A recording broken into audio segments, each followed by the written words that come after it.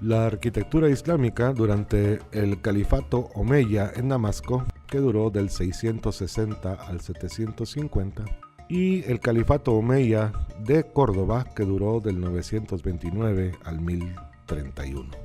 ¿Cuál fue el programa arquitectónico del califato omeya? En primer lugar, desplazar el centro del Islam de Arabia a la región siria que había sido conquistada. Entronca así con la tradición bizantina y también la romana. Se generó un nuevo centro religioso dentro de esta área, que era la ciudad de Jerusalén. También se apostó por la vida urbana con una nueva capital, es decir, el califato se trasladó a una nueva capital que era la ciudad de Damasco. Y finalmente se mantuvo el concepto de villa romana como residencia de recreo. Vamos a hablar primeramente del complejo del templo en Jerusalén.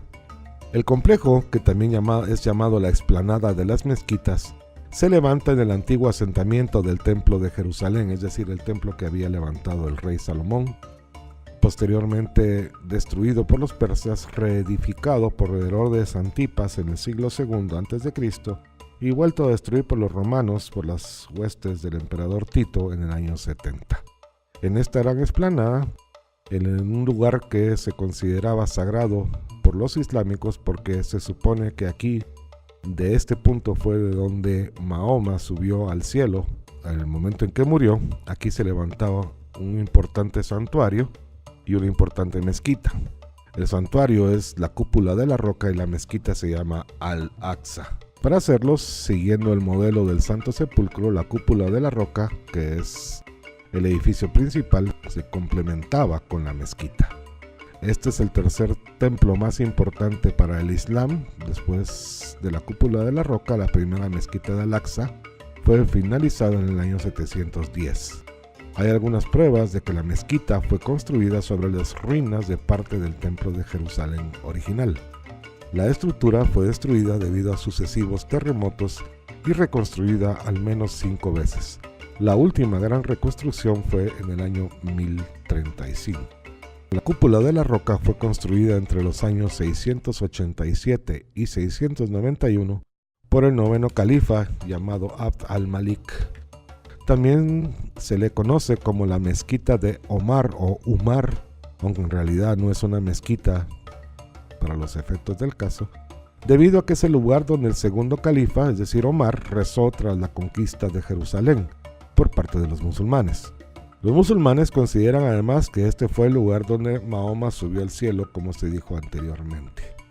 Otra tradición entronca aquí con este mismo sitio, y esa es la roca que custodia este santuario, que es la roca donde se supone que Abraham iba a sacrificar a su hijo Isaac. Todo el exterior de este edificio, que por otra parte tiene una influencia muy grande de la arquitectura bizantina, todo el exterior está forrado de ricos mosaicos, presentando una ornamentación de hornacinas que son de origen clásico, con arcos de medio punto. La planta de la cúpula de la roca es una planta octogonal, conceptualmente es un edificio de planta central, y es muy próxima en ese sentido tipológico a los mausoleos cristianos. Por su forma, que es totalmente desconocida en los países islámicos hasta entonces, se supone que fue construida por arquitectos sirios o bizantinos. Mide 54 metros de diámetro y su cúpula culmina a los 36 metros de altura, como se ve en esta sección. Tiene una nave central cubierta por la cúpula donde está el santuario, es decir, la roca, un deambulatorio en la parte exterior donde está delimitado por 2 órdenes de columnas y un segundo deambulatorio que da hacia los muros que a la vez comunican con el exterior. En el interior también se muestran decoraciones a base de mosaicos y destaca en este interior la columnata de arcos peraltados sobre los que descansa la gran cúpula. La interpretación del orden corintio domina la organización interna. En este sentido, tal vez es posible que hayan utilizado auténticas columnas corintias que sacaron de algún otro templo en las cercanías o en la propia ciudad de Jerusalén para construir este santuario. El esquema decorativo se caracteriza por patrones geométricos, una característica que es propia de la arquitectura islámica. Hablando de la mezquita de Al-Aqsa, vamos a decir que es un espacio longitudinal más acorde con un modelo cristiano que con la generalidad islámica. La mezquita de Al-Aqsa tiene un gran muro hacia el exterior, está coronada en la parte de la Maksura y el Iwan por una cúpula bastante peraltada. Presenta una decoración geométrica, al igual que el santuario de la cúpula de la roca.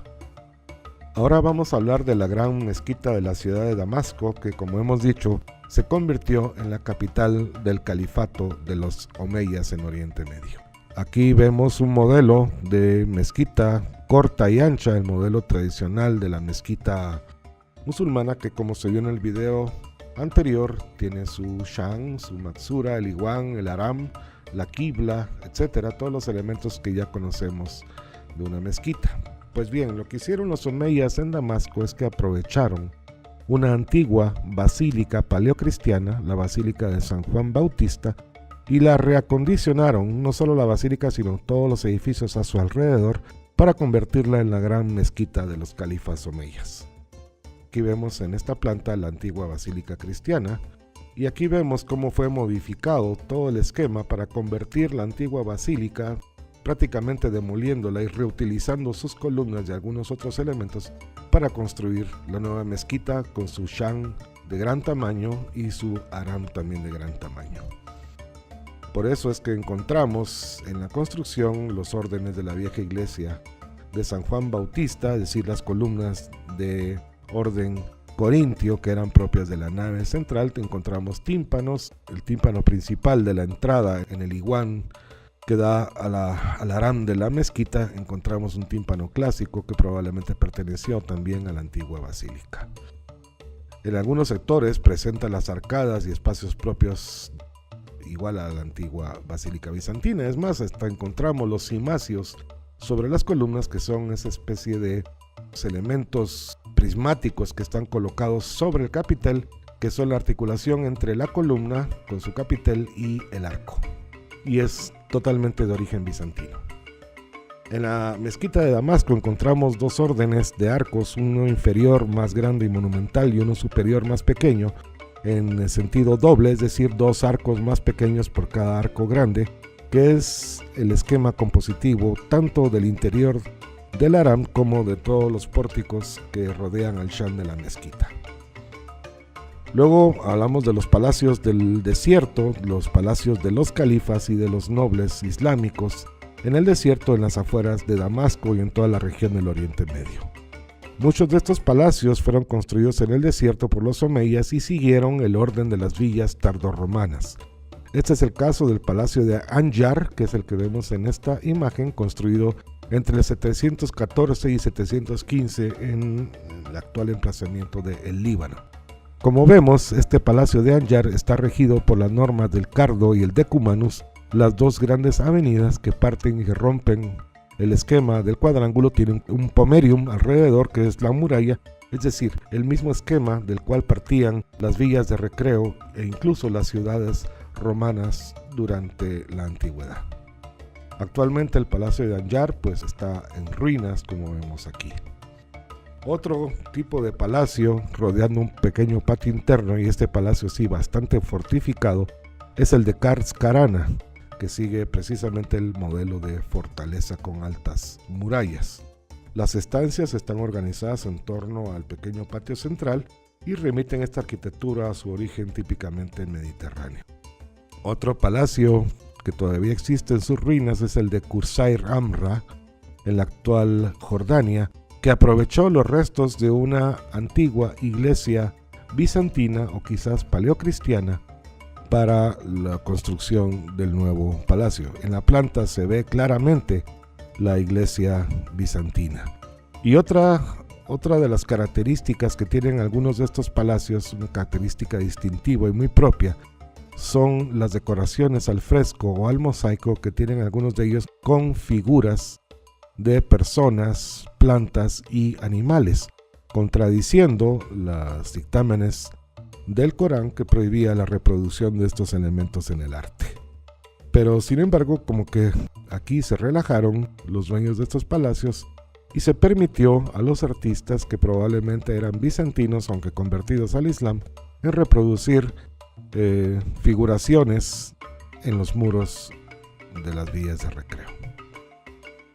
El caso del califato omeya en España es una larga historia la que tendríamos que contar en esto, pero resumiéndola, vamos a decir que los omeyas en el Oriente Medio fueron depuestos por una especie de revolución, una guerra civil, y toda la familia omeya fue masacrada, fueron muertos por sus adversarios, excepto uno de los miembros de esta familia que logró huir, tuvo un largo periplo por el norte de África y llegó al final de su periplo a España, que ya había sido invadida por los musulmanes. Y ahí se fundó un nuevo califato omeya. El último califa omeya de Damasco fue Marwán en el año 750, que fue cuando se acabó su reino. El único miembro de la familia que sobrevivió, que hemos contado, se llamaba Abd al-Rahman. Los califas de Damasco habían reinado durante 90 años sobre el imperio árabe, pero a partir de este momento hay una división. El mundo islámico se extendía ya en esta época desde el Atlántico hasta las puertas de China. Pero las revueltas causadas por el asesinato del califa omeya Marwán y las peripecias de la llegada de los abasíes a Mesopotamia, que son una nueva estirpe, una nueva dinastía de califas que se impuso después de la caída de los omeyas, permitieron a Abd al-Rahman, precisamente por las luchas internas que había en Oriente Medio, salvar su vida, llegar a España y forjarse un reino en España, al otro lado del Mediterráneo, donde iba a perpetuar la fastuosidad de la civilización omeya.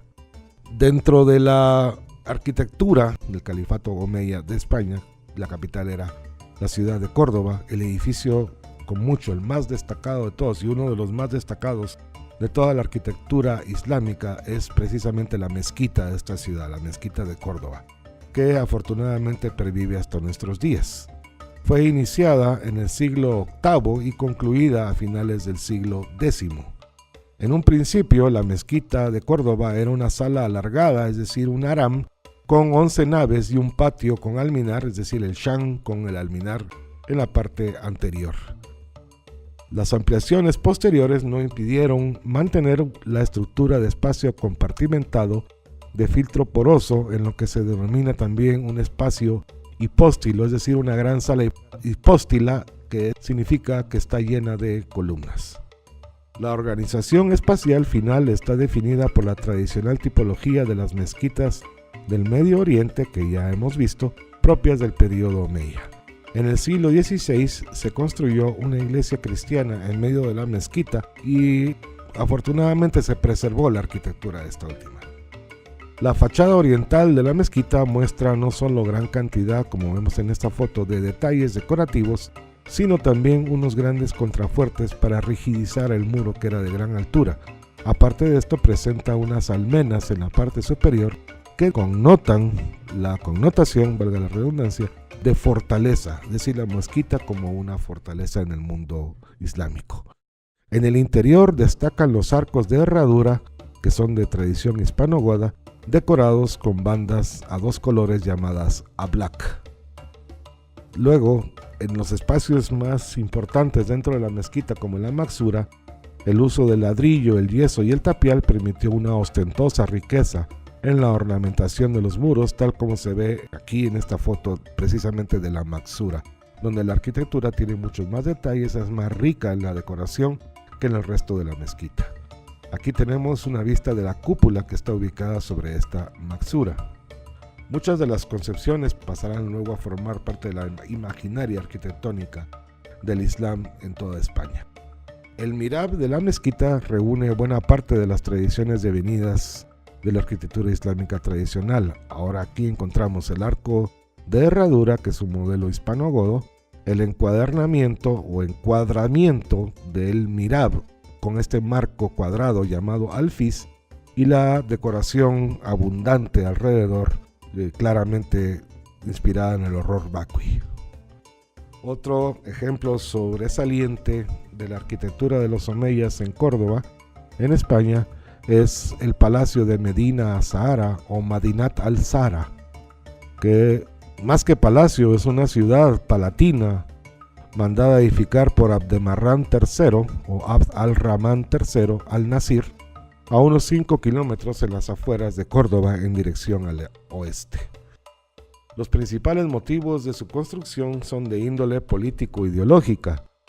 Por ejemplo, la dignidad del califa exige la fundación de una nueva ciudad, símbolo de su poder, a imitación de otros califatos orientales, como habían hecho los omeyas, por ejemplo, en Damasco, y sobre todo para mostrar su superioridad sobre sus grandes enemigos, los fatimíes de Ifriqiya, que así se le llamaba a la zona norte del continente africano. ¿Quiénes eran estos?